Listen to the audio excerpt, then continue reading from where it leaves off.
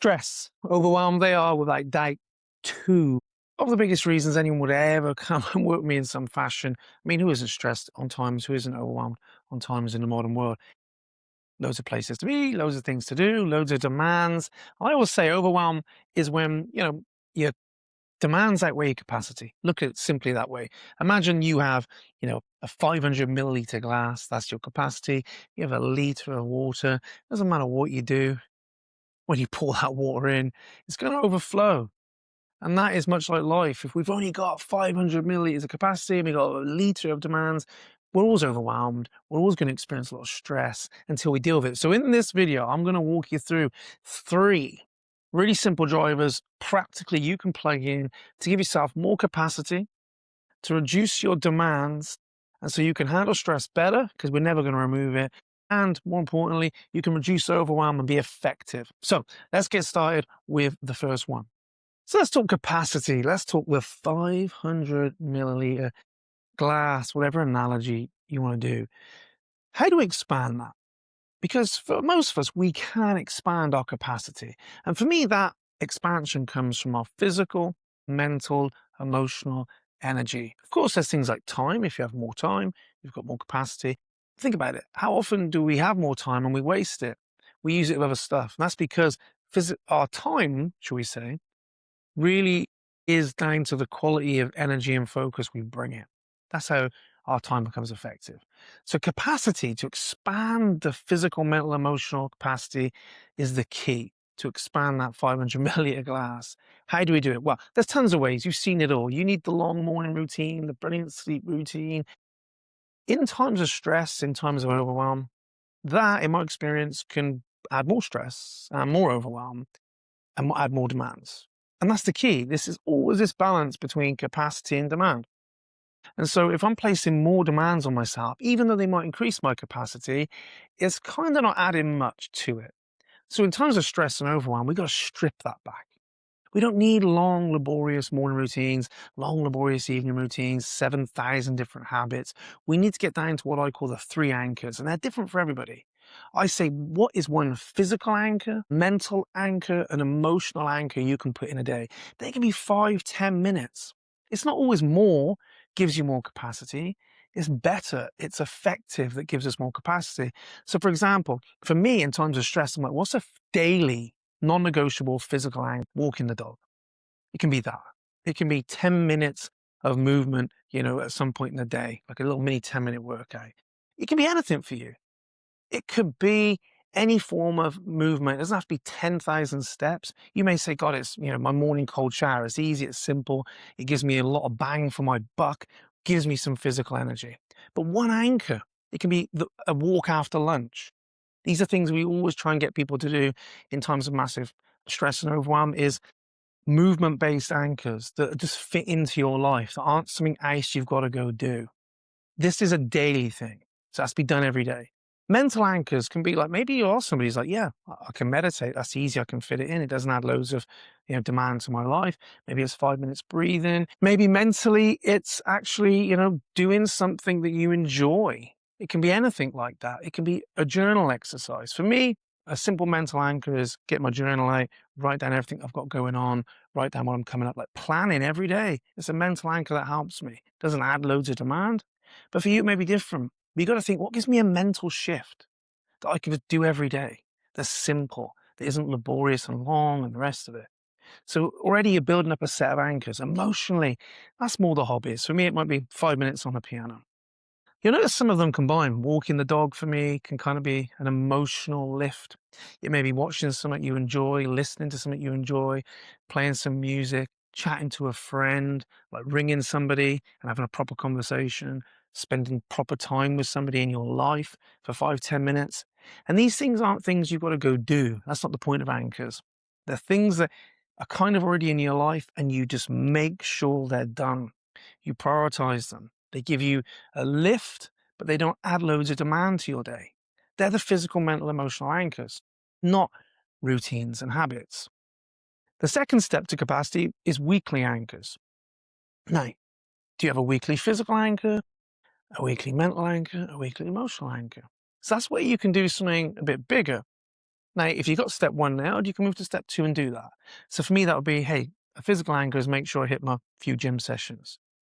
Let's try and get a minimum, bare minimum of two, say. A mental anchor may well be, I meditate longer once a week. It may well be mentally, I go for a longer walk. It's like something a bit more. Emotionally, it can be, I went out, I met a friend, I went for a pint, I did something. And the point of the anchors are they leave you better off than when you started. The point of the anchors are that you get more for doing them. And that's why they've got to be the right dose. But you can cut out so much faff by using that anchor system and get 80%, like the famous 20-80 rule. 20% of your efforts create 80% of your results. That right there is the 20 that gets most people the 80. So capacity, think about it, plug it in. So the second pillar of it is stressors. You can build your capacity up slowly. How do we reduce demands? We get on top of the stressors. There's no point. I've seen so many people who have all the great well-being habits under the sun, and they're off every morning, long routines, flipping, swimming in open water, sauning, steaming, like everything every day. But there's these things they're not dealing with. Maybe it's their relationship stress. It's the conversation they haven't had. It's the email they haven't sent. The decision they haven't made. It's the money worries. It's the business thing. And they're not dealing with it. It doesn't matter how much capacity you build. If you allow that constant open loop stressor just to keep on, it reduces every bit. It takes every bit of your capacity up. So the next question becomes, when you've got some anchors in place, what are the open loops in my life? The simplest way you can start is write down everything you're putting off, from the small to the big, everything unfinished, everything half done, everything that's just kind of weighing on you in a small way. Because if you clear those stresses, you don't have to take on the big one in your life. You can just clear the small ones. Open loops destroy capacity. If you can tidy those up, if you can make decisions and take action on as many as you can, you will start to reduce the demands mentally in your life. And most people that I see who are burning out, it's not physical burnout, it's being driven mentally. And one of the fastest ways to fix that is get rid of open loops. So my challenge to you is, if you watch this, write down every open loop, unmade decision, unsent thing, unfinished task, and think, right, that might be overwhelming in itself. Where do I start? What's the smallest action I can take? Do it right now. Send that email, catch up with that person, get back to whoever, and you'll start chunking away these things. It gives you momentum, motivation, but it frees up capacity and reduces overwhelm. The third one is perspective. Perspective. And I'm laughing because my son keeps interrupting this video and laughing. But the third one is perspective. Perspective is the way we look at things. Perspective drives a huge amount of stress in our lives. It's proven that perspective drives our stress levels up. If it's not useful, right? If we're looking at things through a stressful lens, things become stressful. And one of the fastest things we can do to drive stress and reduce capacity is focus on two things: what I haven't done and what I can't do. When you focus on those two things, you're focused on what you can't control.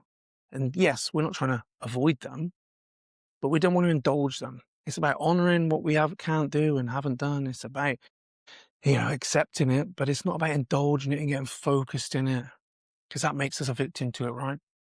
And so one of the quickest things you can do is just every day make two lists. Number one, what have I done?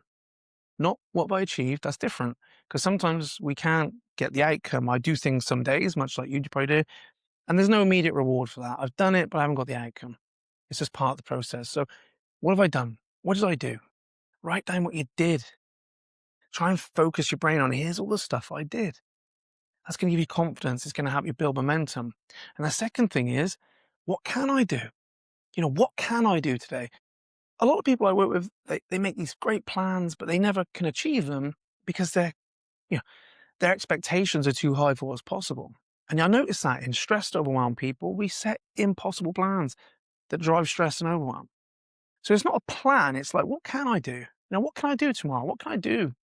What can I do this afternoon? What can I do this evening? So it's focus on what I can do, the little things I can do. Now, if every day I just did that in the morning, here's what I done yesterday, here's what I'm going to do today. And I stuck to that. That helps me. It puts me back in control. It trains my perspective. The third thing you can do, just a complete bonus, is very often write down everything you appreciate about your life, write down everything you're grateful for that you have, because that starts to soften stress and overwhelm. Because now we're focused on the reality of all the good stuff in our life. It won't rob you of getting shit done. It never does. It actually helps you get stuff done because it gives you more capacity.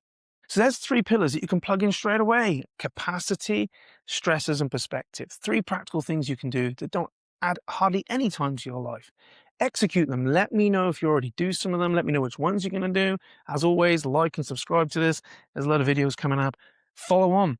There'll be ones on energy, perspective, stressors, all through the channel. Check them out individually. Until then, I'll see you next time.